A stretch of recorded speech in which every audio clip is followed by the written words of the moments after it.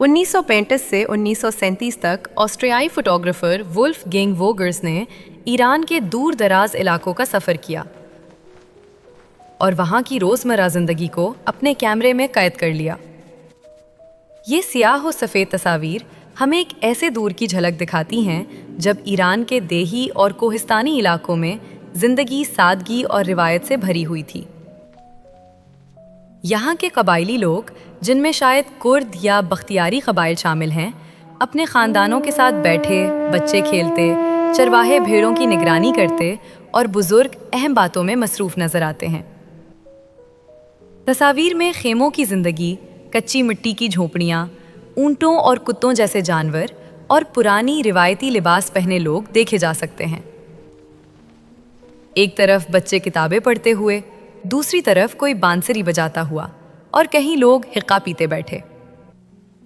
یہ مناظر ایران کی ثقافتی دولت کو ظاہر کرتے ہیں، جہاں پہاڑوں کی چوٹیوں تلے، ندیوں کے کنارے اور صحرائی میدانوں میں انسانی رشتوں کی گرمی اور جدوجہد کی کہانیاں پوشیدہ ہیں۔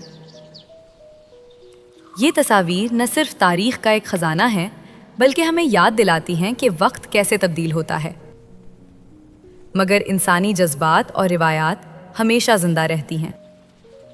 اگر آپ کو مناسب لگے تو کامنٹ میں ہم نے اپنے YouTube چینل کا لنک دے دیا ہے، آپ ہمارے ساتھ وہاں بھی شامل ہو سکتے ہیں۔